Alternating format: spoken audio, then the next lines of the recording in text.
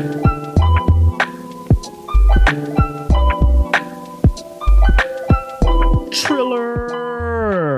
Welcome to the Norm Hyperbolic Podcast. We're here to talk anime, video games, and movies. I am your host, X, also known as Young Morgan Freeman. With me, as always, is my co-host, Lewis. Yo, what's up? It's your boy, Lewis. It's your friendly reincarnated anime brother from another mother, joining you in this fucking podcast. Yeah, boy. Yo. What's up, bro? What's going on, bro? We waited a lot of episodes for that name. I know, man. It came in a dream. It finally popped up, so I finally had to say it. I know it had to be crazy and long, so there you go. Hope you guys like that little intro. Yeah, I mean, I like a lot of energy, bro. You gotta bring the energy, man. You gotta bring the energy. We're what, like 10 episodes? What is it, 10? This is our 11th episode. You lying? Is it really? No, it's 10. It's 10 episode. Okay. Yeah, it's our 10 episode in, bro. We gotta bring in the hype. This is what the listeners want, bro. They want to feel the heat. The heat, yeah, we're bringing the heat. So, how you been, bro? I've been good, bro. I've been super excited. I loved our last episodes about the villains. So if you guys haven't heard it yet, you're missing out. So definitely come take a listen. This new episode is definitely going to be pretty dope because it's my two favorite things, sports and anime, and what better way than putting it together. Yeah. So I'm pretty hyped about that. This is your hip hop episode. Yeah, I'm excited. Hip hop anime episode, bro. I'm definitely excited, bro. How you been? Good, man. Good. Real good. I've been so you said, checking out the villains episode. What I should have said in that episode was that I was chilling like a villain on some penicillin. And I was going to say it this episode. I mean, I just did, but that's kind of lame. I know. It's all right, man. But no, just been chilling, man. That's good, bro. I'm excited to talk about sport anime. So this is going to be our sport anime episode. We have an emphasis on Blue Lock with this episode. Yes. To kind of keep us focused. But, we're just going to be giving you our thoughts about sport anime. And before we get started with last week's news today, if you're watching this on YouTube, leave a like, subscribe. If you're listening to this on like Spotify, Apple, or Google, or wherever you enjoy your podcast, leave us a 5-star review and then we'll read it out on the podcast. Yep. Between this episode and last episode, we haven't had new reviews to read. So something I did Google was that I did make a post on IG basically saying, for our followers to definitely leave a review. We do want to give shout outs, and it's something that we are looking forward to do. But something I did learn was that it takes a while for it to appear on our side when they do write a review. So on Apple Podcasts, I think it says it takes about a week for it actually to pop up. Oh, wow. I know the review that we read, that person that wrote it told me that they had wrote that a while back. And so it was just kind of out of nowhere, it just popped up. So it just takes a while. I don't know if get your reviews in now so they can be on future episodes. Definitely, for sure. Listen to X. Put your reviews in now and we'll definitely shout out you guys. I mean, this podcast is meant for you guys. So yeah, for sure. Well, we already have a little bit of a following. So, I want you guys to be recognized. Of course. By us. True. Live on this podcast. Yeah. So let's go ahead, man. Last week's news today. Dun, dun. So first, in the realm of anime. So I have two things. These are kind of small. So, and we have this podcast and we do anime, video games, and movies. So sometimes the anime news kind of sounds like video game news and the video game news kind of sounds like movie news, but it's all pretty much an epicenter around what we like in this podcast, which are anime, video games, and movies. So first, Death Note, the musical, is coming to London in fall. Did you see this? There's a musical? There's a musical for Death Note. I have never heard of that, bro. That's news to me. Yeah. That's intriguing. They have a musical, so they have one already here. They do? Yeah, in America, and then there's one in Japan. So the one in Japan is straight Japanese. Okay. So they're bringing it to London, and it's going to be the first English language production of Death Note, the musical, for 2 nights only this summer. This is from the production team. We are beyond excited to be presenting the first English language production of Death Note, the musical, for 2 nights only this summer. Fans and those we look forward to welcoming into the world of Death Note are in for a musical treat. Okay. So that's interesting, man. Musical, right? So they're singing. They're singing, yeah. The song. It's just it's just the story of Death Note. I got to see this. Interspersed with songs. I'm gonna YouTube this because I've never heard of this. This is the first time I'm hearing about it. They have the full musical on YouTube. Yeah, I'll definitely watch it, man. That sounds very intriguing. I know they have a Naruto. They do. I've seen a couple Naruto's singing thing or but Not Death Note. Not Death You Note. didn't think Death Note was very songy? I didn't. At what point? I don't. You never was watching Death Note and be like, why aren't they just breaking into song? Right. That's actually funny. No, I'm sure they do it nice. I'm sure they do it real. They probably elegant. They put something together, but. Yeah. That's interesting though. So if you guys haven't watched it, definitely take a look at that. Yeah, like I said, the full thing is on YouTube, but I think that one is in Japanese. Yeah. So this is going to be the first English language production of Death Note. Okay. We don't have it here in America. I thought you said we did. I was confusing it with something else. Oh, okay. My bad. Yeah. All right, man. So what's next? Next, Spider-Man, Octopus Girl. This is going to be a Spider-Man manga written by two of the creators from My Hero spinoff manga. So, Spider-Verse is coming out tomorrow. I'm going to go see it. But they're kind of like really trying to big up this multiverse, Spider-Verse, across dimensions thing by introducing a lot of media into these same movies. So I think that's pretty hot right now with like the multiverse. Are you excited about the Spider-Man? Manga? No. The movie? The movie. Yeah. Oh, for sure I am. For sure I am. I heard it, because I don't really like to look at reviews and things like that. And I didn't know the first one was going to be as good as it was. I actually wasn't willing to see it. And I was just like, oh, it's Sony. They've been fucking up with Spider-Man, so I'm not really going to see it. And then I saw a trailer at the end of the Venom movie, and then it looked pretty good. And then I saw it, and I was not ready for how good that movie was. It is good, man. It is good. Sony did a really good job at it. Yeah, no, my and it feels simple. Like it doesn't feel over complex. Does that make sense? There's a lot of layers to that movie, with also staying true to Spider-Man. With I guess remaining relatively simple. I like the main character, Miles Morales. I just like the take that they did with him. Like it wasn't like they didn't make him feel like too dramatic. They just made him feel like he's just a regular high school boy which it's like Peter Parker. I know, a regular high school boy just trying to, understand where he falls in the world. And then he gets bit by a spider, a multiverse spider. Right. And then he gets these, powers. And then he has to discover how to work them. And then he gets a mentor, but not really a mentor. So I just like the simplicity of it. I like the drawing, like the whole kind of like 3D, kind of like a retro effect to it. You know what I mean? I did like that. So something about that like really captivated me. And I just like the fact that Miles Morales is Hispanic too. Yeah. And they incorporate a little bit that into he's it. like that in the comics. They got all that from the comics. I know. But I'm just saying like that's something that I do like about like that Spider-Man version. Yeah. Well, so they have a new one. So Spider-Man Octopus Girl. It was announced by Hideyuka. And every time we do these episodes, I'm so scared of like butchering all these names. And doing research for these episodes, I have like really engulfed in like Japanese media as far as like, not like anime. I mean like the way they market their stuff and, the creators and all these studio houses. Yeah. So let me give this guy Hideyuki. Try your best, bro. Furuhashi. Yes. And Benton Court. Yeah, add the accent, but no, I can't. Just funny. I cannot. There's a lot of names that we're gonna like say, especially the main I'm gonna do my best. We're gonna do our best to give it the justice. Yeah, you're the creator of these. We're gonna do our best to like say these Japanese names. I got it. So Hideyuki Furuhashi and Benton Court, the two creators of the spinoff My Hero Academia Vigilantes. Have you seen it? No, not the Vigilante. I've heard of the manga. Yeah, it's a manga. It's a manga, but there's no like animation. There might be an animation on it, but usually a lot of with anime, they just do it off the manga, which is I think why anime is so great. Yeah, because the manga is just so great. So it's the pair that are overseeing the superhero isekai title ahead of the Spider-Man's new movie. So this manga tie-in is just trying to create hype for the movie. So this manga ties in with the movie. Mm-hmm. It's Octopus Girl.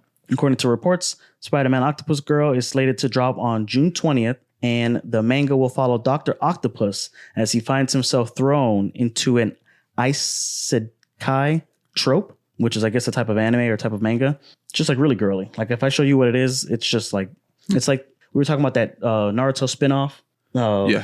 It's just like that. So after being killed in battle, the doctor wakes up in a new life as a young girl, Octopus Girl, and will have a fair share of run-ins with Spider-Man from here and there. So in the comics, they have it where, this is a spoiler for the comics, where Spider-Man and Dr. Octopus switch bodies, and it's the superior Spider-Man. So they're kind of just doing this, but just making him like a high school or middle school girl. Well, that's one thing I love about comic books is like It's just so off the wall, and you can just there's so many paths that they can take, and it's because you can just draw anything. Anything can happen in the universe of Marvel or any type of comic book. Yeah. So that's all I got for anime. Okay. Next, in the realm of video games. What we got? So I have 2 bits of news here, but then I only put 2 because one kind of sounds like a rumor, and then I wanted something like legit that we can, keep in the episode. This way, if it turns out that this is not the case, we can edit this part out of the podcast. Okay. That's a joke. We're not, we don't do that. Good one, bro. Good one. So there was a rumor that Megan Fox and Travis Scott are going to be in the new Mortal Kombat 1 game. So they didn't say in what capacity. Did you see the post that I put on our IG of they have Ice Spice in Street Fighter? Oh, yeah. Yeah. Somebody did a custom creator. And so it's like that? Like No. This is like a legit. Yeah. Okay, legit. okay. This is not like, create a character. This is like legit Megan Fox and Travis Scott. I can see Travis Scott, but Megan Fox? So there's a lot of speculation. So do you know who Jean-Claude Van Damme is? He's an actor. So he's an actor who played Guile in the live action Street Fighter 2 movie. I think I've heard of that name. I've heard it from Jean-Claude Van Damme. Jean-Claude, that sounds like I've heard his name. They talk about it in Boondocks. He's just an action hero from like the 80s and the 90s. Mm-hmm. So he was the inspiration for Johnny Cage in Mortal Kombat.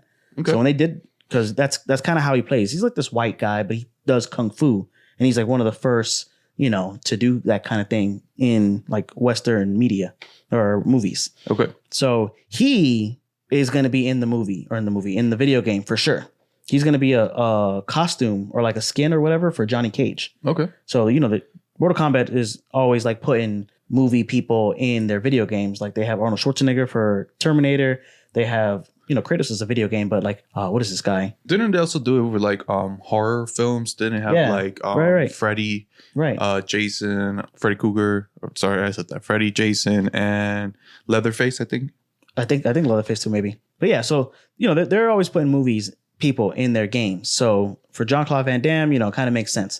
But there was this podcast it's a PlayStation podcast, who the host, he said one of his informants or one of his friends or whatever, who told him about the Jean-Claude Van Damme before it was announced, also told him that Travis Scott and Megan Fox were going to be in it. So going off of how they did Jean-Claude Van Damme, they could be like skins. I see Travis Scott as like a skin. Yeah, just because Travis Scott, he's in Fortnite. Yeah. But Megan Fox? She could be Katana or... I just don't know, like, why, out of all the people, Megan Fox? Well, they had Ronda Rousey as Sonya in one of the video games. Oh, okay. Well, I still can't see it. But you can't see it? I'm not to say that I'm not a big Megan Fox fan. Okay. I am, but... You don't think she could play, a character from Mortal Kombat in a movie? She could. So what's the difference? Yeah. I wonder if you guys can hear that in the podcast. Yeah, so just like some thunder just hit. It's been raining lately, so... Yeah. So anyway, so we have that. So yeah, so it could be skins. They could just be in the commercial for Mortal Kombat. Mm-hmm. Kind of like how when Jonah Hill was in the commercial for Modern Warfare 3 and Kobe Bryant was in the commercial for Black Ops 1. Mm-hmm. So, it's kind of like a game of telephone. So you never really know what to believe. So I have that. And then I guess the leak for the DLC characters came out. So this is like legit news. Okay. So Amazon Italy mentioned that they were going to have a combat pack with 6 playable characters for the new Mortal Kombat game, Mortal Kombat 1. So the first group of DLC characters is going to be Quan Chi, Omni-Man from Invincible, mm-hmm. Ermac, Peacemaker from Peacemaker, or if you look, or Suicide Squad, Takeda, which is just another character that they had in like maybe the last one or the one before, and Homelander. The Homelander from The Boys. The Boys. Wow, that's actually pretty dope, right? Yeah, no, that's actually pretty cool. Yeah, I'm excited. If for viewers of the podcast in the video version, I love Mortal Kombat. No, I love Mortal Kombat too. I love The Boys. Yeah, so to see it, or even Invincible. Yeah, Omni-Man versus Superman. Superman's not going to be in it, or maybe he might be in it. Who the hell knows? Oh wait, no, that's sorry, Mortal Kombat. I'm thinking about like the DC fighting. They should add Omni-Man to the Injustice or something. To the Injustice, yeah, that'd be cool. I think that'd be pretty cool. Yeah, no, that's pretty dope. You know what I miss? I'm gonna bring this up because it's a pretty old game. What is that game where they used to have MC fighters? back in the PS2. MC? Yeah, Mortal these Com- have like, or- these have like you could be like Fat Joe. Def Jam? Def Jam. Oh man, they should bring that back. They did when the PS3 came out. They had Def Jam Icon. Oh yeah, I had that game. Yeah. I fucking love Def Jam, man. Yeah, Def Jam's pretty cool. I love that, man. They should just remaster it and bring it back. You know, that'd be pretty dope. No, I think I'm sure should. I'm sure one of the rappers. What are you gonna do? Def Jam with new rappers? With new rappers, Little Uzi. All right, Lil Uzi and Def Jam. Rock, bam! It's just like some crazy shit like that, man. Then you can have Travis Scott. You can have Kanye West. Right. You know what I mean? Kanye West just stomping on niggas. There was. I remember I had a video game for Wu-Tang Clan. Wu-Tang Clan had a kung fu video game. Yeah. Just bring back those old games, man. Like Midnight Club. Midnight Club. Love that game. Just bring back you don't get games like that no more, man. This is why I always said the PS2 will always be my number one console. You do always say that. They just had really good games, bro. All right, man. So last in the realm of movies. So Michael B. Jordan is working on a Creed anime. He's real big into anime, and you saw Creed 3, right? I saw Creed 3. Did you like it? I haven't seen it. So Never saw it? I haven't seen it because I haven't seen the second one, but I'm sure I don't need to. You'll be fine, man. I heard that there's a lot of anime reference or a lot of anime visuals in that movie. Yes, they did make like a lot of anime rich. What did you say? References. But there was a post that he had like posted with like a picture of Naruto. It was basically saying like how he was a big fan of Naruto and stuff that. He's a big fan of Naruto, Dragon Ball. So he's talking about doing a lot of different things with the Creed IP. He wants to do like movies, like spin-off movies, television, and anime. So TMS, they're the company that we talked about maybe like a few episodes ago in the Demon Slayer episode about how they did like major wage increases for their staff. Yeah. Like 30% increases and 23% for newcomers. Yeah, you have brought that up. So they created an anime short for him to play at the end of Creed 3 in Japan. I was looking everywhere on the internet for this. I cannot find it. Nobody took a video of it, or if they did, they fucking took it down. So hopefully it's out by the time the video version of the podcast comes out, and then I'll be able to include it in that. The YouTube version? Yeah, or as soon as we find it, I'm sure we'll just post it to our Instagram and Twitter. So follow us on there to get that. Just plugging shit in. Yeah. So I couldn't find it, but this TMS, they made what is it, Dr. Stone, and I listed it in the other episode. But the guy, and this is another creator, Yo Moriyama. Yo Moriyama. Okay. So he is somebody who worked with TMS on Megalobox. So he's the one who created this anime short for Creed 3. That makes sense. The moment you said like Creed anime, the first thing that popped in my mind was Megalobox. Yeah, right. So Deadline previously reported that Amazon is working on this anime series for the franchise, as well as other potential projects that would expand the boxing universe that Michael B. Jordan's trying to push with this Creed IP. So he's he was talking in an interview about he's young and he has like this IP. I think it's called intellectual property that he can make movies and do things with.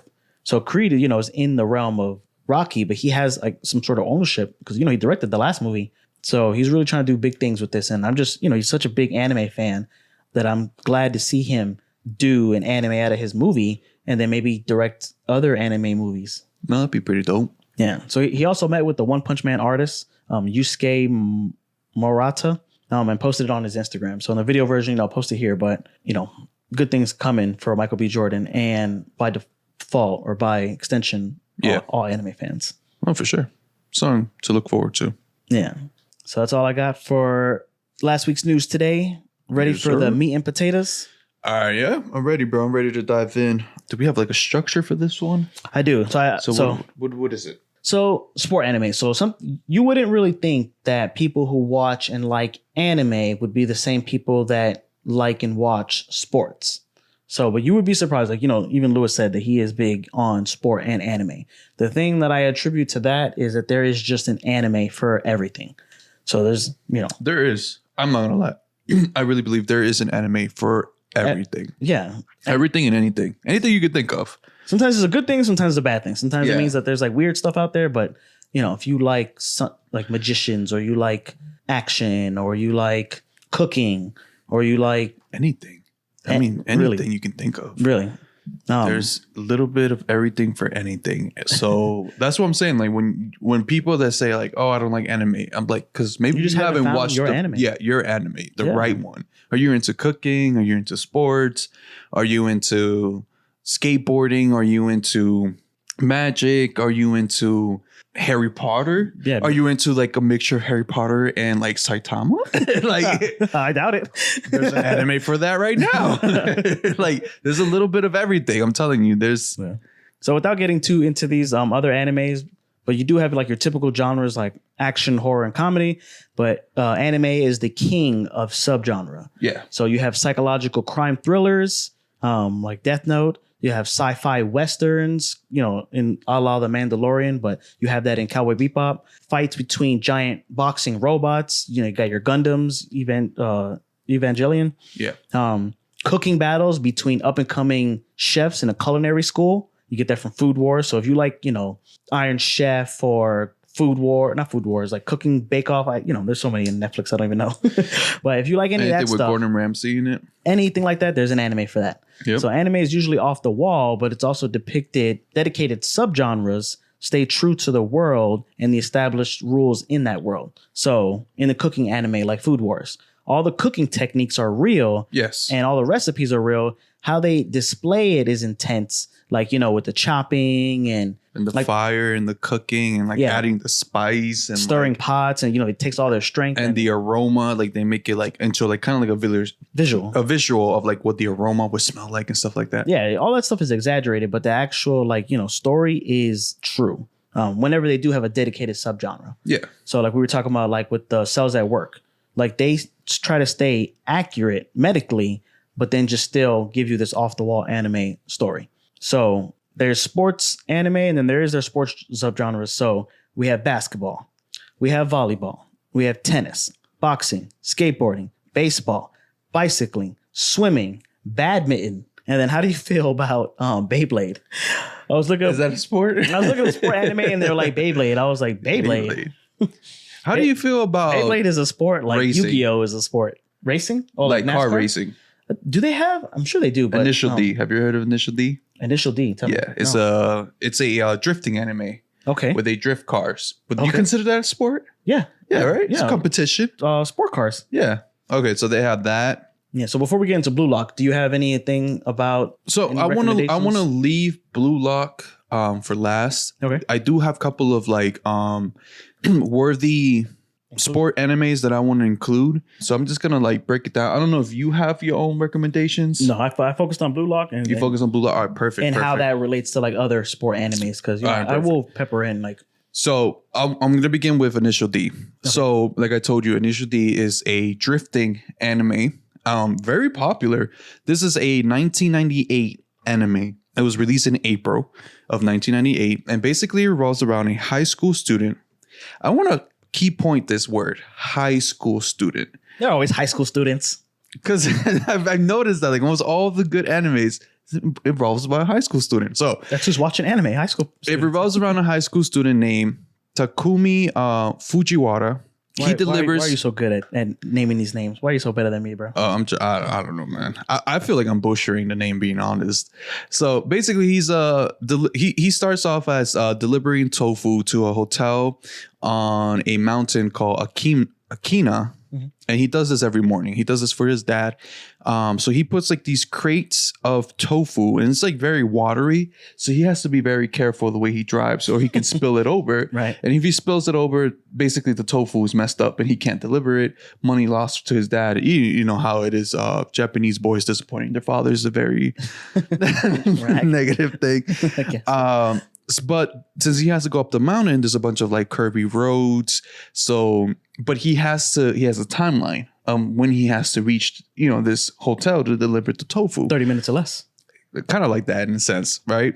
So he learns how to drift. And the car that he uses is very notorious, which is the Toyota AE86 Sprinter Torino. Really? And this is the car that he drives to deliver. So while he's in his regular, routes of delivery, he is coming down the mountain. So he delivered it. Now he's heading home. And now that he's heading home, he's able to really practice his drift skills. So in drifting, some of these local street racers that usually drift on the same mountain notice him. And I think it was in episode 1. So a little spoiler alert. It was Monstar RX-7 that ends up seeing the Toyota AE86, and he starts chasing after the Toyota, and the Toyota ends up leaving him in the dust. Now, this guy driving the Monstar RX-7, he is like one of the top local drifters, and he was surprised that this random car he has never seen in his life was able to beat him. Well, so the anime basically focuses on Takumi, and basically he ends up joining a group. He ends up basically competing, challenging rivals, and basically making a name for himself. And he ends up being known as the legendary Akina White Ghost. So basically this anime has about 6 seasons in, and they're called stages. So stage 1 through 6, or stage 1 through 5, and then the finale stage. Okay. Also, it's done. It is done. Okay. But I think while I was researching it, it looks like they might want to bring out like a new season of it for 2023. So it's actually pretty exciting. Yeah. It was one of my favorite like drifting animes. The animation was really good. It was solid. And I loved the character development and stuff like that. So it was pretty good. Second anime that I think maybe most of you have heard of is called, I'm going to butcher the name here, Jowamushi Pedal. And it is a cycling anime. Yeah. Yes. All right. So this anime came out back in October 2013, and it had 5 seasons. So this one follows a high school student named Sakamichi Onoda, who's a huge anime fan, but he has a remarkable ability to climb steep slopes just using his city commuter bicycle. When he went to high school, he wanted to join the anime club, but due to an encounter that he had with a very competitive cyclist named Imaizumi, which sparked an interest in road cycling. Motivated with the thoughts of wanting to be friends with Asumi and also becoming a great worthy cyclist, he ends up joining his high school cycling club. And basically from there, it develops of him, competitions, his own rivals, his character development as of a person who doesn't know anything about cycling to then knowing about cycling, developing new skills, and so on and so on. And I think I've seen a couple episodes of the last season. It's okay. I feel like it was better the first couple of seasons, and then these last ones kind of dried out a little bit. Another anime that's pretty good for you guys to watch also is Eyeshield 21. Have you heard of that one? I have not. So Eyeshield 21 is a football anime. And this one came out back in April 2005. It has 145 episodes. So this one follows another high school student. His name is Sena Kaibajakawa. So basically, he ends up becoming a star football player at his football team called the Damian Devilbats. So Senna is known for his incredible speed and agility due to his experience as a runner for errands. So during one of his runs, he catches the attention of Yuichi Hiruma, who is the quarterback of the Devilbats, and he ends up recruiting Senna. So Senna, and so like the end goal of the anime is for them to reach the prestigious Christmas Bowl high school football championship and win, putting their high school number 1. The reason the anime is called Eyeshield 21 is because Senna's jersey number is 21, and he wears a helmet with the visor. So he is called, which is called the Eye Shield.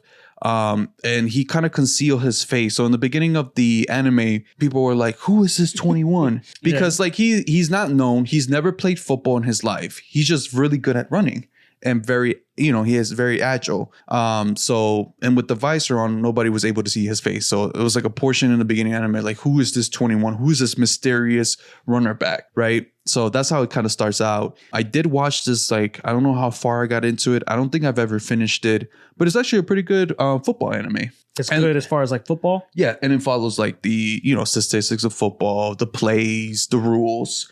Yeah. So it works out. Next anime is called Hinomaru Sumo. Have you heard of this one? Sumo wrestler anime? Yes, this is a sumo episode. Wow. Yeah, I'm telling you, bro. There's anime for everything. Yeah. So this one is There's a sumo wrestling show on Netflix, I think I saw. Yeah. Oh, you remember in WB Luchadores? Yeah. You remember that one? Yes. Yeah. I'm sure there's a luchador anime out there too. There is, I think so. And I think I know you're talking about they wear like a mask, like different, the one on Netflix, the one you were talking about. Oh, it's live action. Oh, it's live action? Yeah. No. It's like a drama, but it's about sumo wrestlers. Oh, interesting. No, I don't think that's probably not the one I'm thinking of. But this one came out in October 2018. Okay. It's only one season, 24 episodes. I like it when it's like that. Like just I want to see if we can get this. Okay, so it follows a blank. No, blank. Yeah, it follows a blank high school student. Oh, okay. High school. I thought that was easy, bro. What are you talking about? What are you describing him? So it follows a high school student. High school student would have been blank. Oh, well, high school student, blank. So it follows a high school student. His name is Oshio Hinumaru, a short-statured yet incredible strength and determination.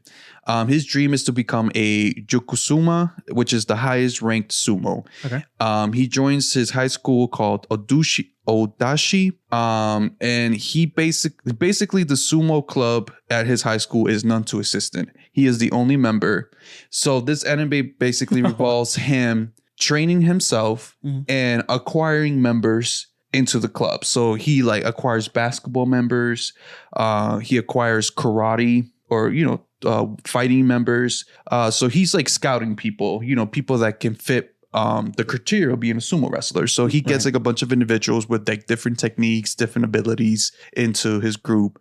So the end goal for him too is basically to lead his sumo club to victory at the national sumo tournament. And one thing of his downfall is the fact that he's short. So being a sumo wrestler, having height is a very good thing to have because then that means you can gain more weight, more muscle, right? Because in the end of the day, sumo is mostly like heavy people. Yeah, moving each other. So if you're short and stocky, you know what I mean? You're pick you up and take you out of the room easy. Exactly. So that was one of his downfalls. But because he had very incredible strength skills and he was very dedicated to the sport, he was able to figure out how to use his like short, stocky build to his advantage. Okay. All right. And then last one before we jump into Blue Lock is called Haikyuu. The basketball or no, volleyball? The volleyball one. Yeah, we always talk about it and we always get the name wrong.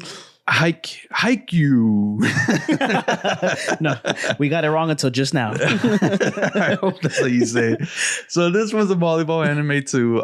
This one was came out in April 2014. It has 4 seasons. I don't think it was completed. I don't know if there's going to be a 5th season to like just wrap it up. So this story basically begins with a high school student. His name is Hinata.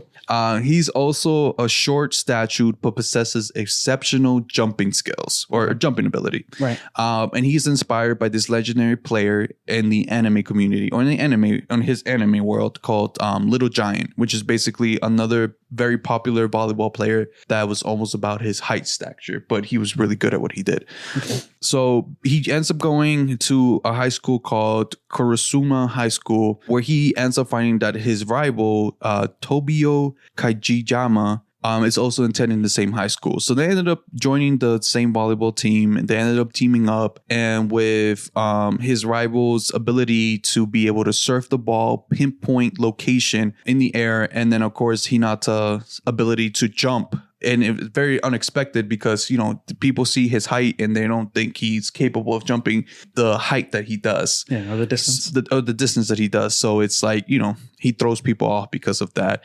And of course, the anime involves him developing as a character. These side characters developing, his team getting to the nationals and winning. It's, your typical high school sport kind of anime. Yeah. But those are, I think, very notable animes to watch. So if you guys haven't heard of them or if you have, let us know. But definitely give them a watch, Yeah, we haven't named, like the skateboarding anime. I saw that there was an anime about badminton. There's an anime about basketball. I thought you were going to bring up Ace, Tennis of Ace. Oh, Prince of Tennis? Yeah. Yeah, I mean, that is a good one. I haven't seen it, like, properly. I saw I saw it on Toonami, like sporadically. So I haven't seen it like how we have streaming now where you can just watch an episode or a season or a show like A to Z. Mm-hmm. I haven't seen it like that. Yeah, there's that. There's like, would you consider maybe chess a sport? Yeah, it is a sport. So they have like, tennis or Chinese checkers. I'm sure they have a chess anime. They probably do. There's an anime, like I said, about swimming. There is.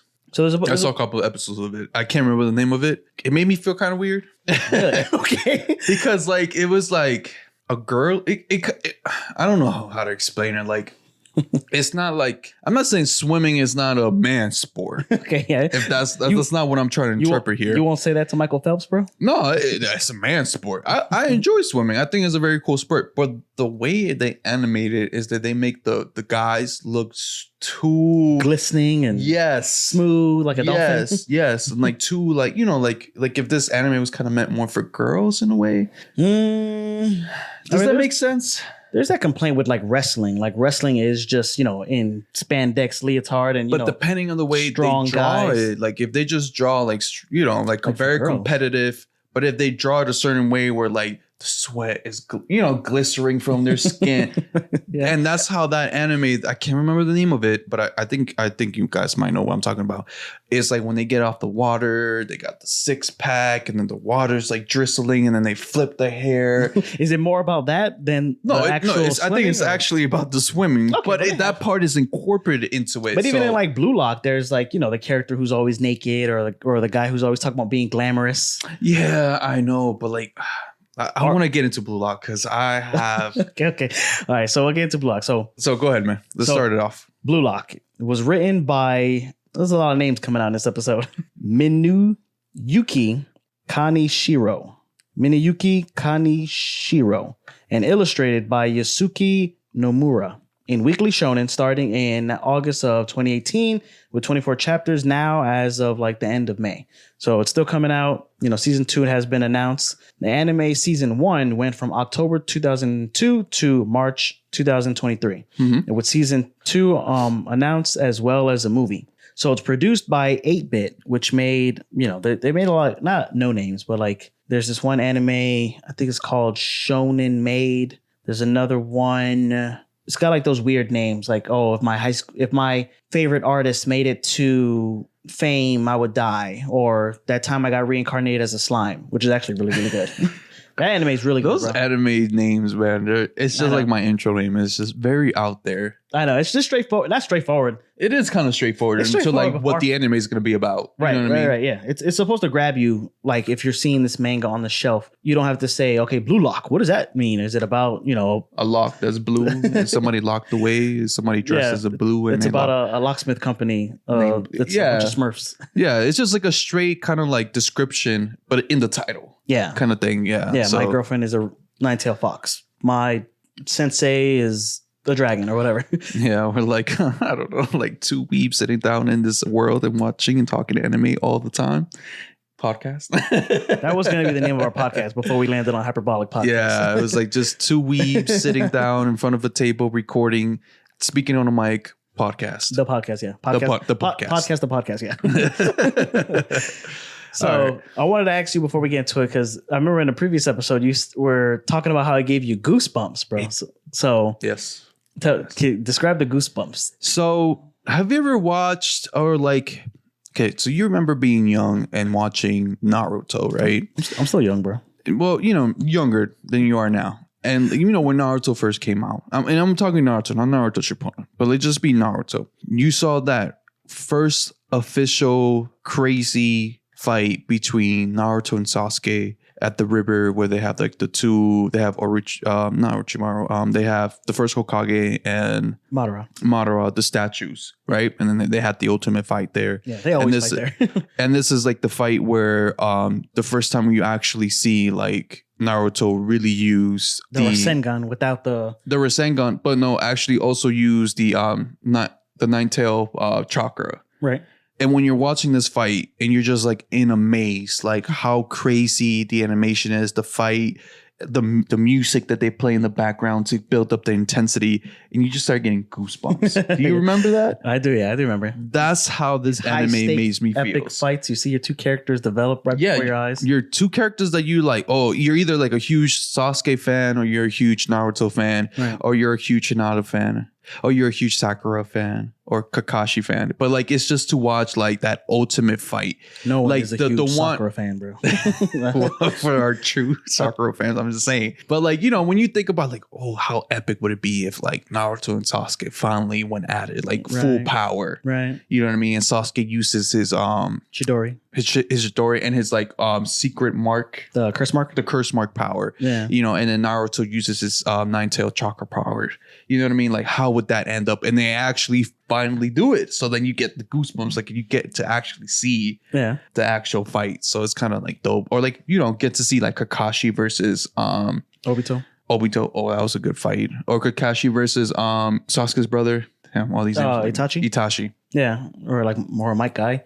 Yeah, so definitely I set you up, but definitely I get the goosebumps too. Like when it's like getting like real intense and they're like losing, they're down 2 points and then they score a point and they get another point down. Yeah. So it does make you care about soccer. And even if you don't know soccer, it makes you want to learn about soccer. It does. Just off of like the drama, the on the field as well as the off the field drama. And those goosebumps that I was getting, it wasn't just because like it was anime.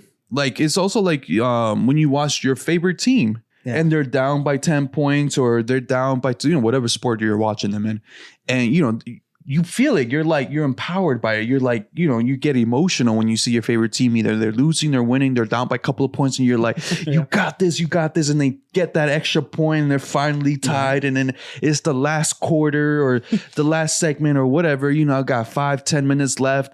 And then you're like the deciding factor of like, are they going to win or are they going to lose? And you get goosebumps, right? I legit had that feeling like not long ago, game 6 of the Heat versus the Celtics. Yeah. This past Saturday, it was like that. And this is going to be like a time capsule, but the Heat were losing. I got there like at the end and I didn't think they were going to come back. And then one of the players got fouled in the 3-point line and he made the 3 free throws in a row, got up. And then with 3 seconds, the Celtics came back and got the point off the backboard, buzzer beater. There you go. You see, you get the goosebumps. Yeah. So that's like imagine, what this anime did for me. I'm like in the middle watching Blue Lock too.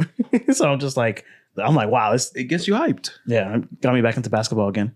I think what we're kind of talking about is, would you describe it as like also shonen style? So shonen, you know how, you know, we talk about it in previous episodes. It's like, you know, battle. Yes. A lot of fights, a lot of 1v1s.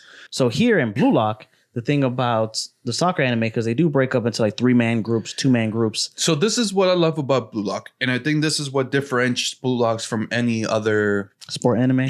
Not sport anime, but just any other soccer anime. Because I know this is not the only soccer anime. No, but this one is the one that feels like shonen soccer. Like everybody's got like a special power. And this is why I like it, because this is not like your regular sport anime where you got your one main character, you know, and kind of, man. Go ahead. So, you know, like I know they got their main character, kind of like the one they focus on. Right. But if you really think about it, when you watch Blue Lock, okay, so you have your main character, what's his name? Nagi. So you got your main character, Nagi. But what's great about this anime is that he doesn't always feel like he's the main character. Does that make sense? And like all the players in this, because it's not like a team where he's in high school, he joins his soccer club, and he's the main character of the team, and like every other player is a supporting character. They're supposed to help him.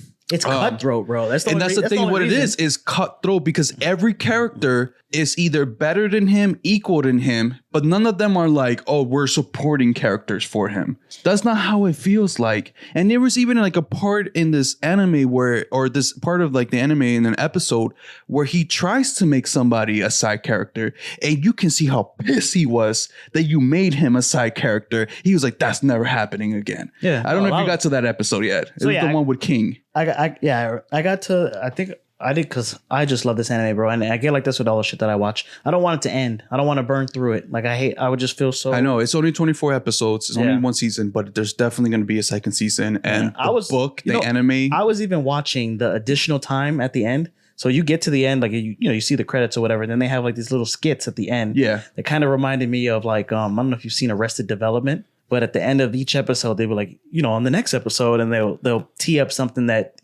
kind of doesn't even have to do with the next episode.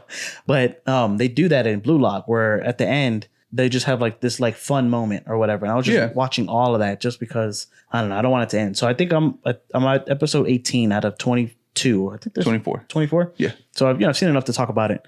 No, it is like how you're saying, like cutthroat, and you do have the main character, but all these other characters don't get lost as far as like, any one of them can be your favorite character. Like this guy is not the Blue Lock, and his name is Yoshi. Who? The main guy. No, his name is Nagi. I think Nagi is the other guy. Nagi. Yeah, you're right. It's not Nagi. It's Yusuke. No, what am I talking about? It's not Yusuke. It's Yuchi. It's Yuchi. No, Isagi. Isagi. That's what they know him. Yushi is his last name, right? Right. That's how it works. Like last name first, first name last. So Isagi. His name is Isagi. So yeah, he's the main character. So but you have your other characters that they're all strikers, so they all want to be the best. But that's the point. So let me illustrate like what the anime is about. So the story is set in a world where the Japanese national soccer team has suffered a series of embarrassing defeats, leading to a decline in popularity for the sport in the country. In response, a revolutionary program called Blue Lock is initiated to develop a team of highly skilled strikers who can lead Japan to victory. And then, of course, you have Isagi, who is your protagonist of the show. He's a talented high school soccer player who was scouted and invited to participate in the Blue Lock program. Not just him, of course, various of other players that have very good potential of being the next striker. Right. And basically, they're in this kind of like, is it a hexagon shape? I think so. So they're like or in like this. a pentagon? It's a pentagon or hexagon? I think there's like five things. So hexagon or pentagon. So they're like in this basically facility, and they're just told like you're in competition with everybody. Right. Everybody in your group, which they're divided into groups. And I think there's like around like 100 and something players or something like that. But they're all like individual, like 10 groups. And like right off the bat on episode 1, it was like cutthroat.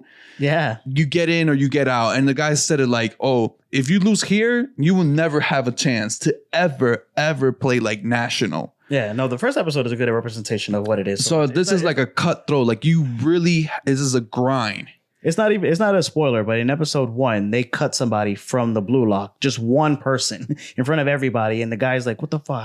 How could you cut me just like that? Like off a game of like tag is what it is. Yeah, it was a game of tag. So he gets pissed. And then the other guy who beat him, he kind of feels good. He's like, that felt good to kind of like take this guy's dream away. Because once you get cut from Blue Lock, you're not allowed to play soccer for Japan for the rest of your life. Yeah, you're like you're exiled. Right. So it's kind of like it's high stakes because obviously everybody who's there wants to play soccer. Well, everybody who's there wants to become like a national player. Yeah. And they're high school students, so they still have potential, and this is their way of like, getting better at it. But like when you say like there's high stakes and there's a lot of you're losing a lot if you lose, especially if you can no longer play for your country. I mean, at the end of the day, I'm assuming that's what every soccer player's end goal is, right? Yeah. To make it to the nationals. Right. So yeah, it is a very cut dry, and that's what I like about it. It's just not like it's focused on that one character, Izaki, but you're introduced to so many other characters that you feel like, oh, fuck Izaki, I kind of like this one. I know, and you know what I mean? I do want to talk about our favorite characters. Oh, I have my favorite. So you got the strikers. So some of them are really, really fast. They're just incredibly fast. Some of them are like really, really powerful. So they're good at power shots. Yes. Some of them are like really, really good at dribbling. So they just got like mad dribble skills. And then the main guy, Izaki, he's trying to find his unique ability and see how his ability is going to be used to help him climb to the top of being the number one striker. Being the number one, but also like just to stay in the game. Because there are points where he's almost like disqualified, and he has to figure out every episode. He constantly is being pushed to figure out like what is this power that he has, or like what he has to bring to the table that would make him the best striker in Japan, and then hone it. How can he like really tap into it? So his power is what, like a puzzle. He has like spatial awareness, visualization, and like just knowing where everything is at and thinking like steps ahead of. Yeah, and he's got like a good shot, like a good straight shot. So without, giving too much away, there's characters that do there's like a drama element to it that I think really aids the show as far as like, because you have the soccer. So they don't really go too much in the rules. There's no real like rules. It's more like practice. So I'm from playing FIFA back in the day, and I only played like a little bit of FIFA. There's like this rule that kept fucking me up in the game called offsides, where you can't pass it to somebody who is behind a player like on a different team. So they don't deal with that rule at all in this. And they kind of like break it down to how soccer used to be, and they build up. So they add rules and add things as the game develops, but like, stuff like corner kicks or foul shots and things like that, red cards, yellow cards, they don't really deal with it too much, but they stay true to the actual game of soccer. So if it's not allowed in soccer, then you can't do it. Like you can't hold the ball with your hands. The process is that these you're not teaching them rules. They should already know these rules. No, but us as the audience. No, I get it. Yeah, us as the audience. But that's not like really what they're trying to. That's not where the drama lies. The drama is not about the game. Teach us about like the games and the rules. I mean, at the end of the day, it kind of reminds me of like, those little mini games that you play in FIFA, like for practice, like where you stand behind like a box and you try to shoot it, around the box kind of thing. Right. And that's what they do. Is a lot of it is practice just to hone into their skills, and then after that, they kind of have like a little mini match at the end, and that's where they prove like, can they move forward to the next phase? Yeah, you know what I mean. So it's kind of like that. So it's kind of like games in a way, but all these games are supposed to teach them a valuable lesson. But most of them are just games, like straight game, not mini games. Like the first episode, it was just like who gets hit with the ball and whoever gets hit last. That's the very first episode. But even like because like I said, I'm only on episode 18, but from episode 2 to 18. It is just a lot of like, it's a 5-man squad, and then, they break it down to like a 4-man squad, and then they break it down to a group of 3, and then you grab somebody from the losing team. And and then they have their point evaluation, there's certain points that you gain, or your team gains depending on how many goals you make and stuff like that. Right. Because there was like a part where it was like one of the characters decides to like play smart, and by analyzing how the point system works, and using that to their advantage. Yeah, just so instead of them actually like playing the game, he was just playing the system to keep moving forward. Right. And then when people found out, they were like pissed at him because you're not here for the right reasons. Right. And he's like, well, I don't want to get disqualified, so I'm gonna do whatever it takes. Yeah. Kind of thing. So I see what you're saying. So all the characters are really unique, fun, and funny. So their personalities are as unique as their abilities. So like I said, with the guy who's really fast, guy who's really strong, they all have like their own little quirky personalities, which makes it not easy for you to get a character that you like, but a lot of the drama is on everybody wants to be the main character of Blue Lock, and they pretty much can be. Yeah, like the way that they grow. The way these characters are developed into this show is amazing, and the longer they're in the show and like the more they get on screen time, the more you start liking these characters, and that's to a point where, that's what I'm saying, like you don't feel like Izuki is the main character at points, because you're like, you follow his narrative. Of like him developing, but then you see other characters. You're like, God damn, like I wish he was the main character, because he's my favorite character right now. Izuki? No, not Izuki. Okay. He was my favorite at the beginning, but then when they gradually start introducing like better new characters with better techniques and like because they have like and it's a ranking, and Izuki like right off the bat, he's not even close to the top 10. No man, he's the second from the bottom. Exactly. So he's just like working his way up. Eventually, he gets to the top 10. Towards the end, but like you meet the number 1 player. Yeah. You know what I mean? And then you're like, okay, this man, it means business. Like, nah, Izuki got a long way to go. You know what I mean? Or even when he meets King, I don't think he's like the top 10, but he's good though. But so that's what I'm saying. He's also a good character with flaws that he goes to overcome. Same like Izuki. Exactly. So there's an episode where they introduce a duo, like two characters that are best friends. They play together like, all the time. And one has got the other one into the whole game. And where one of them outgrows the other and kind of like, ditches them.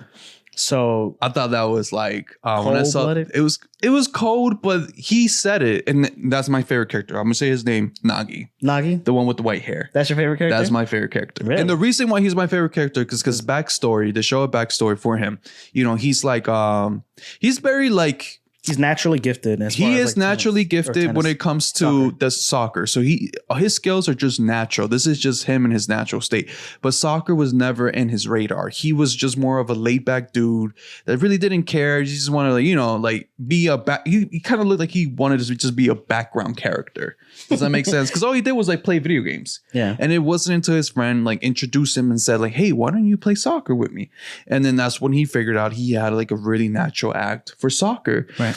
And eventually they made a duo. They ended up going to Blue Lock. And there's a part where Nagi had to make a choice because now he's being introduced to people that are either part to his level, skill level wise, or even better than him. And definitely better than his friend. Yeah, because it was like a partnership. They're both said we're both gonna make it. We're both gonna be. And he's never top. lost about anything. And then he gets close, and then he gets really not okay with it. He's like, I don't ever want to lose. Bro. Yeah, I almost lost. I don't ever want that to ever happen. But then he starts analyzing why did I almost lose? And then he starts noticing I do have a weak link, and that is my friend. Or room for growth. Oh, that he just makes an opportunist decision on okay, well, I'm gonna go with the team that's best for me. Yeah. So I've kind of outgrew this guy, and I'm grateful that he got me into soccer. But he still looks at him because I love how they walk away to the next phase and then look back, and he's like, I hope to see you soon. And there was another character that I think Isagi was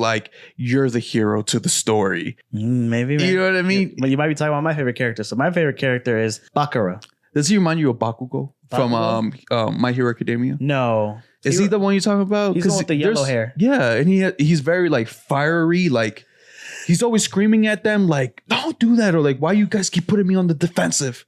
No, no, I know you're talking about. That's not the guy I'm talking about. Oh, that's not the guy? No, the guy. Oh, okay. The guy he's the yellow eyes. He's got the yellow highlights in his hair. He's the guy with the dribble game. He's the the one with the dribble monster. Yes. He can just dribble through people.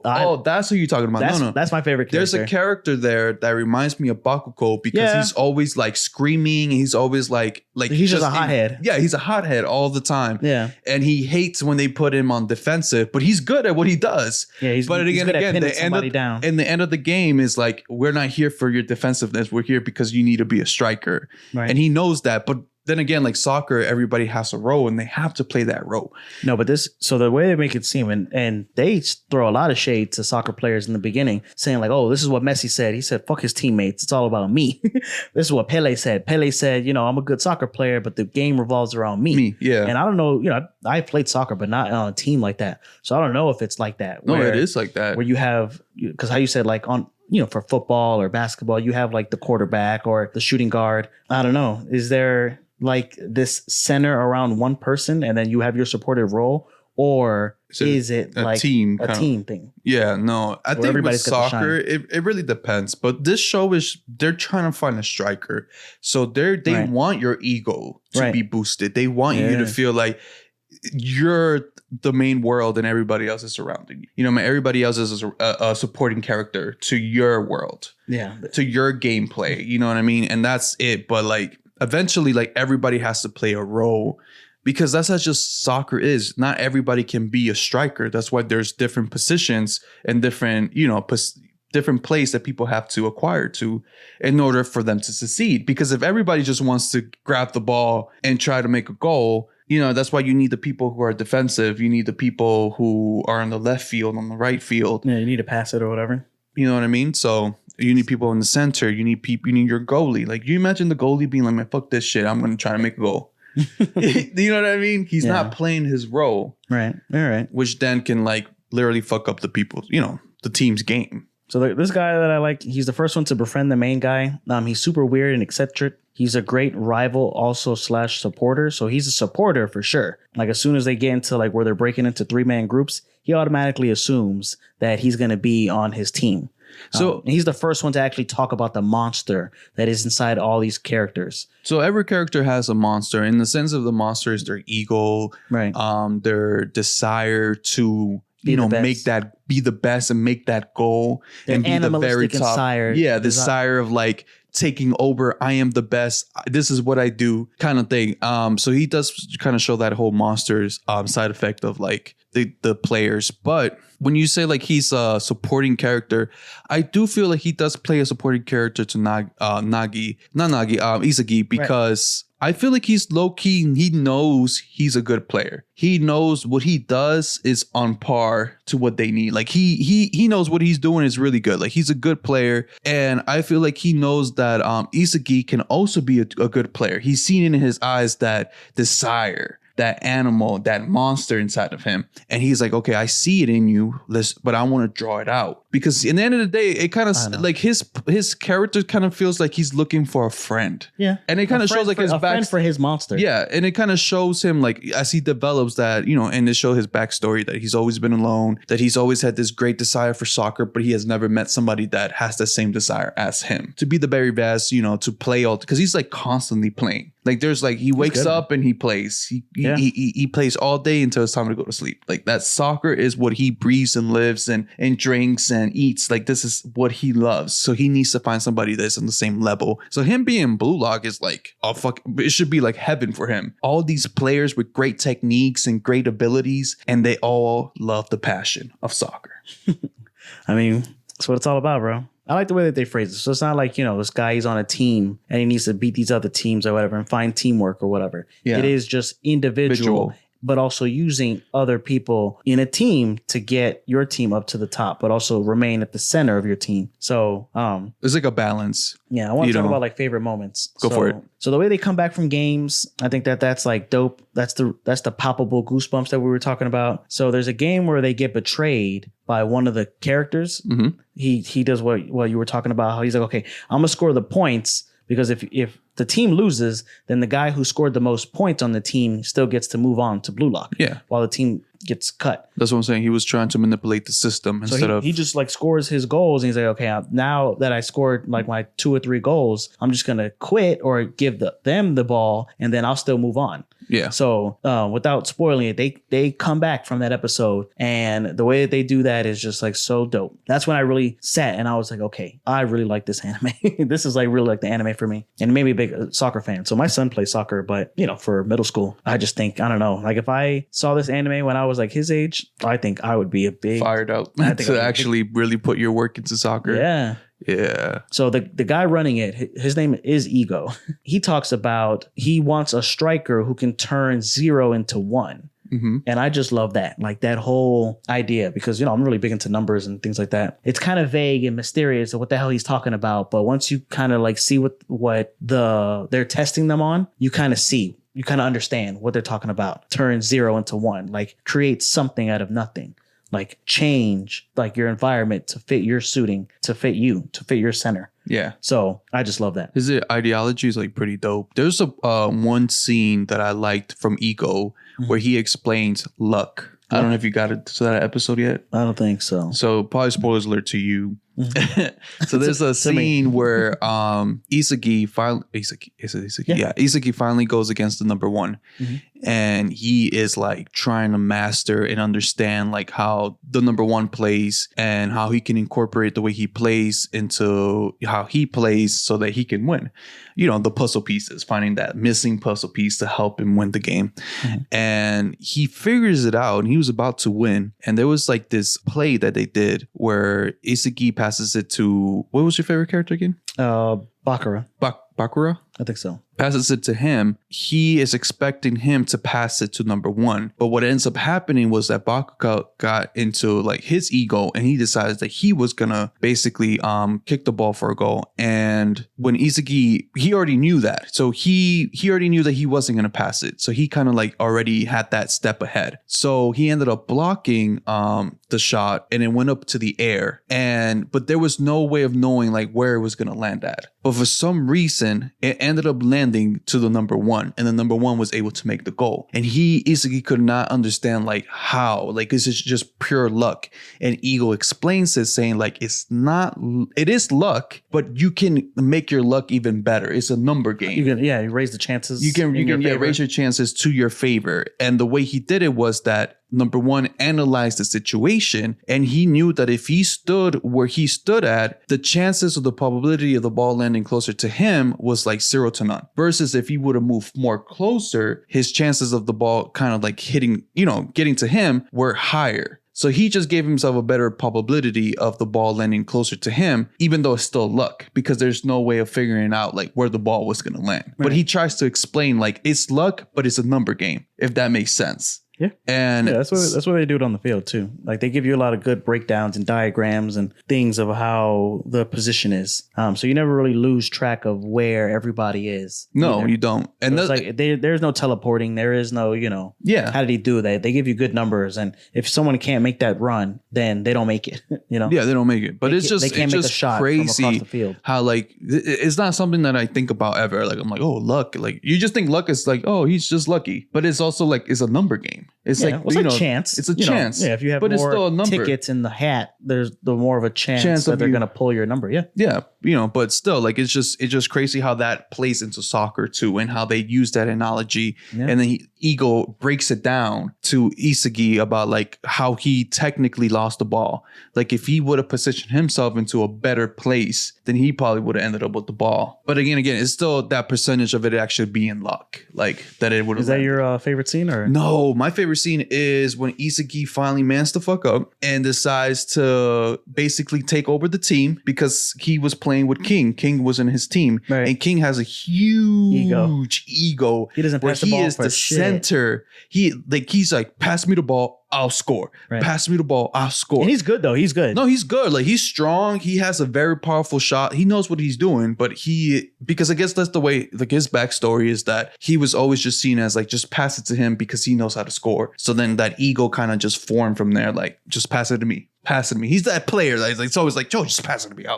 I got this. Pass it to me. Pass it to me. And he's not really a team player because then he gets that ego up like, I'm the best. I can shoot from anywhere or I can score from anywhere. That's him. And the way is, but they were down because they weren't winning because he wasn't being a team player. But then again, it's like, we're here to be strikers. We're here to be the best. I can't be a team player. Right. So he had to find a way to kind of use that ego of his to his advantage. That's the episode that I'm on. Yeah, I just saw and it was just so perfect how he ended up using the king, and he was like, "Who's the donkey now? Yeah, I am the king." And I was like, "Isagi!" I was like, "That fucking dopest moment ever." Yeah, I'm like, finally, my ball manned up. His balls finally dropped, and he was like, "I am the king." Yeah. The king was so pissed, bro. He was like, "You fucking used me! How dare you?" Yes, and he called him a donkey because the whole time King is always calling Isagi, and he finally got to say like, "You're the donkey." Yeah, that is. So I thought that was my favorite moment. Yeah. So then for least favorite moments, so I don't really have any least favorite moments.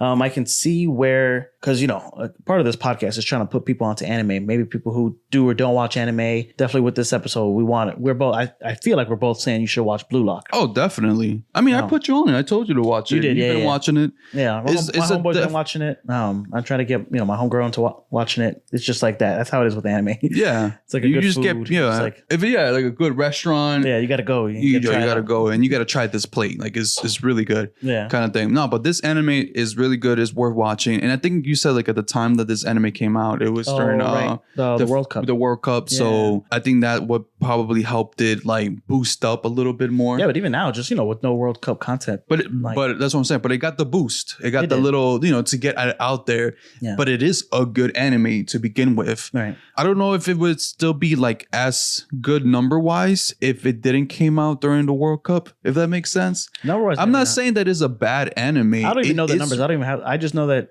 because my friends watch anime, so that's just the anime. You watch anime. Oh. So yeah. I haven't heard a lot of people who don't watch anime talk about this one. So that's kind of like how I gauge it, like the people on the outside or people in the middle. So the something that I think that if you're trying to recommend this to somebody who likes soccer but doesn't know if they like anime or not, the only thing that I could see where they might have an issue with is after they break away from like the 5 or 6 man teams, they move to the smaller teams, and then they give each team a hologram goalie, AI goalie. So I can see where that is like a anime element that maybe somebody who's not initiated into anime might not be okay with. They might be like, okay, well, But some of the moves too, like some of the plays that they do, I've seen it a lot on TikTok, like actual soccer players trying to recreate those moves. Oh, really? Okay. Just because of that, like it's an anime, so sometimes you feel like, oh, these moves are like that. You can't do that in real life. The moves are good.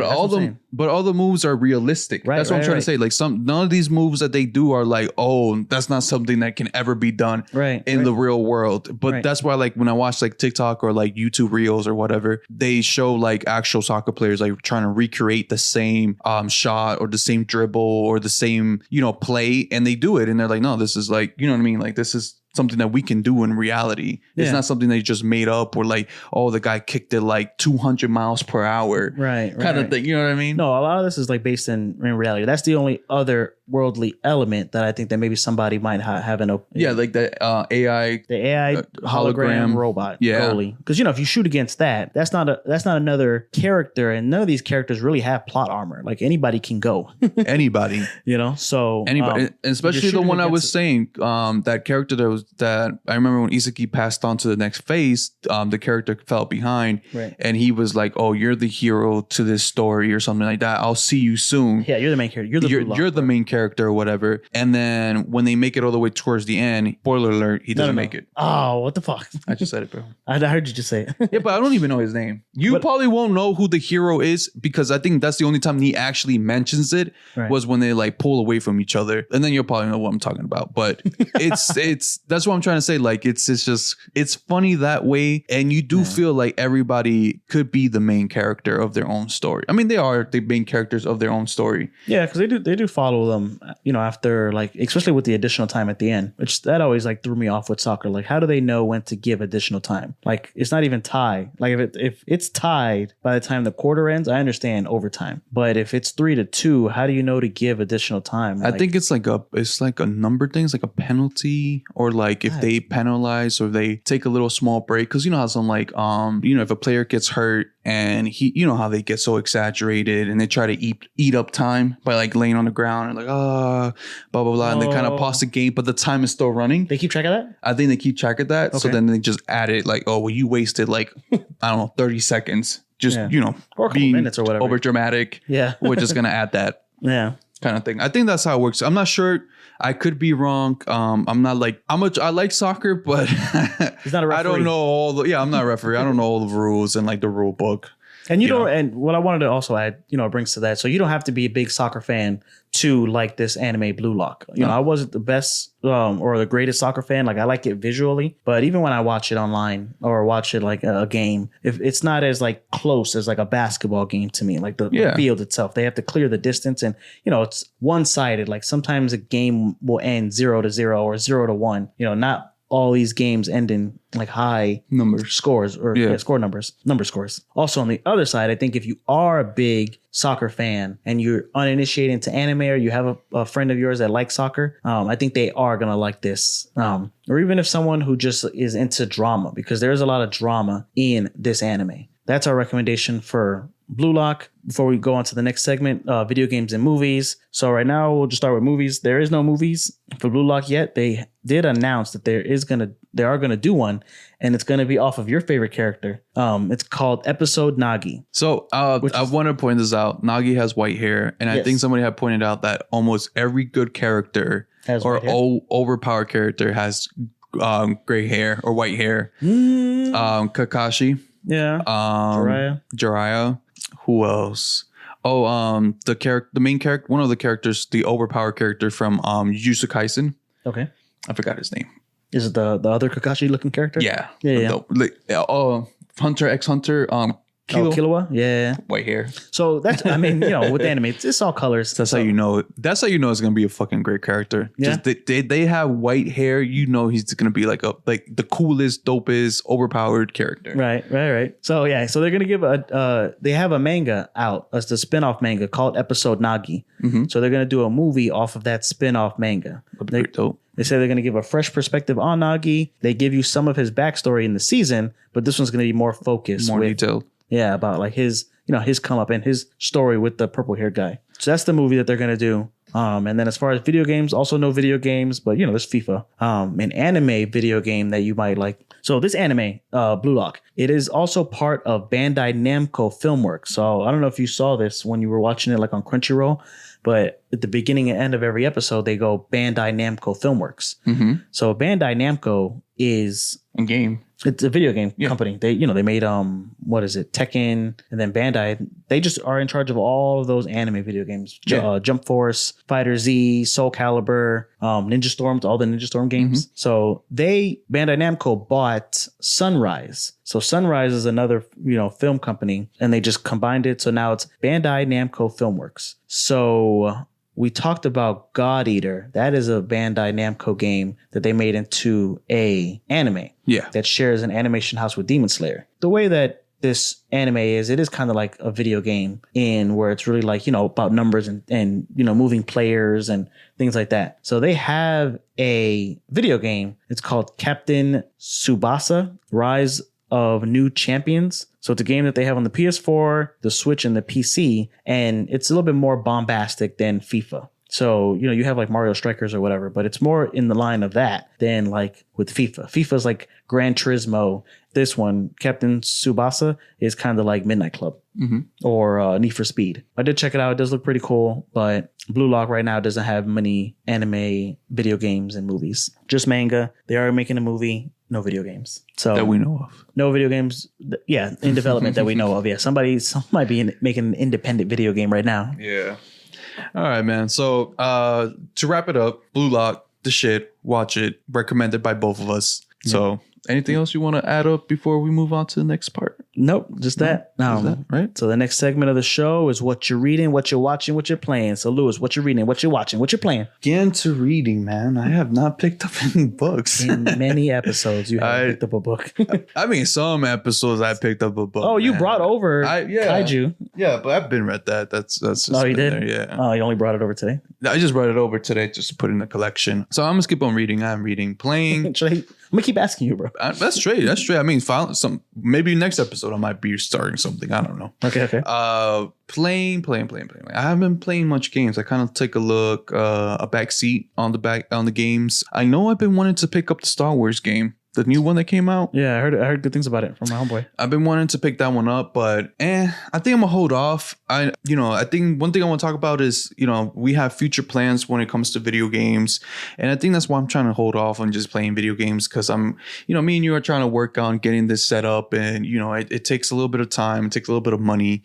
So if I'm gonna spend, $70 on a new game, I'd rather hold that $70 to add to the podcast, because technically that's the next step for us, and we want to get into the gaming part of it. Yeah. I know we talked about this in the very beginning of our episodes, and we talked about a lot of things that we want to do for the podcast, but it just takes time, it takes money, and it takes resources. And right now we don't have all the resources, but we're trying to get there. Right. But we are working towards it. We are making steps. It's not like we're standing still. Yeah. We have been making small steps. But right now, our main focus is definitely the podcast, next to the YouTube. So that's why the YouTube videos take a little bit longer than the podcast. Right now, we might record this today. 2 days later, it might be out already, because we focus on that first. Podcast right now is number one in our list. Right. YouTube comes second. So that's why it takes a little bit longer for us to get the YouTube videos out.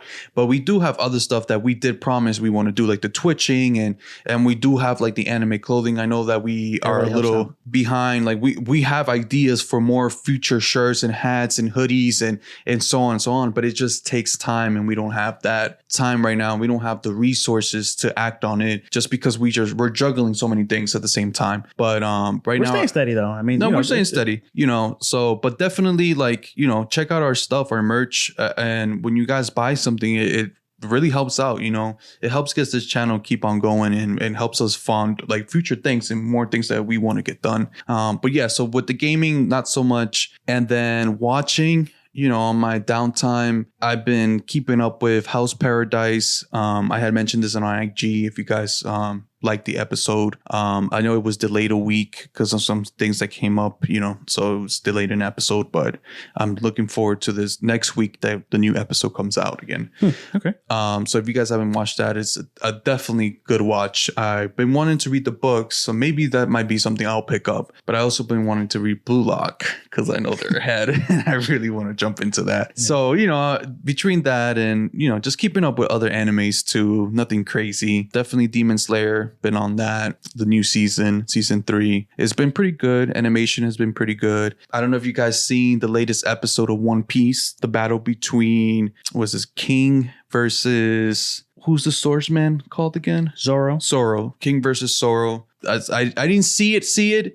I haven't yet, but I've seen like videos of it, and it looks epic. That fight and the way they animated it, and the way they're saying that when they present Luffy with his new gear, they're bringing like a cartoon studio in to do it. Warner Brothers. Yeah, into doing it. Yeah, so for sure. So that's pretty much it, man. How about you, bro? What have you been reading, watching, playing? So, I definitely want to read, watch, and play different things in between. But so, in the meantime, I've been reading the same Lost Mines of Phandelver for the D&D campaign that we're doing. So we're still only one session in. Had to get postponed. We had a friend who went out of town, and a friend whose family came into town, so we just had to postpone it. So in like maybe 2 weeks, we'll get back on it. So it gave me, some time to read more of this campaign. So I've just been reading that, as well as like the Dr. Stone Chainsaw and all the other stuff. One Piece. So I've been playing For Honor and God of War. I kind of just jumped back into For Honor. I don't know why. I was just like on the PlayStation, just going through my library of games, and I was like, wow, I really like that game. So it's still going. Like you can still play online, and the skills kind of came back for me, but there's been so many new things that I'm just like trying to get back into it. But it's just something cool to jump on every now and then. And, God of War as well. And then as far as watching for family movie night, we've been watching Planet of the Apes. So the Planet of the Apes movies. We're like 2 movies in, we only have 1 more to go. We might go into like the older ones where there actually is a Planet of the Apes. But I don't know. I just saw like this show Chimp Empire on Netflix.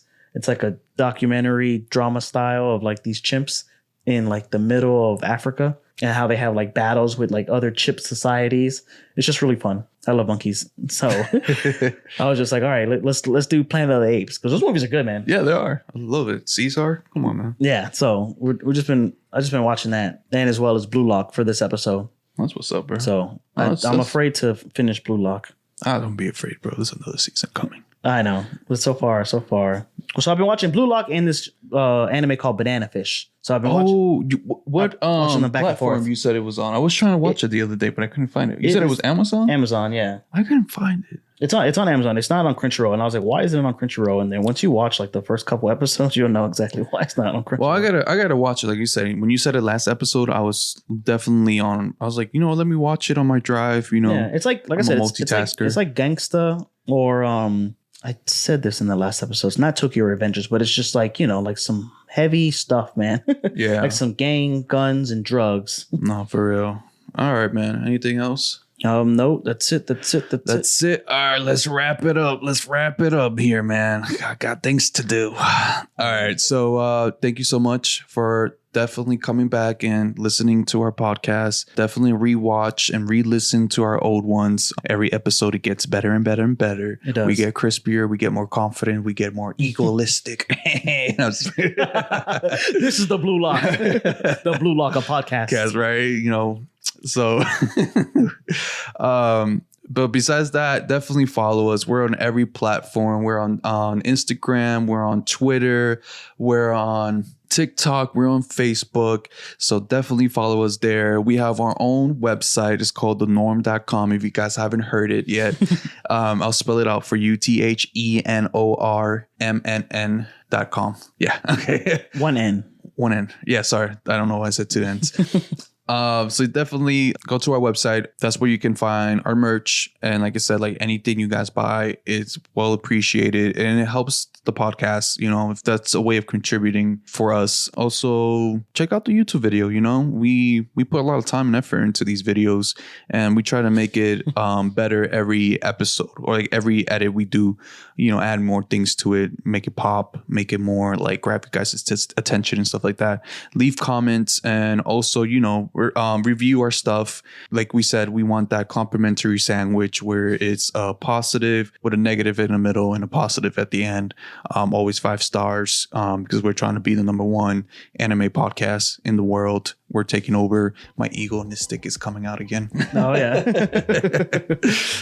So like we say at the end of every episode, tune in next time for scenes from the next episode of the Hyperbolic Podcast, where Lewis and X jump back in time and revisit the early Toonami lineup.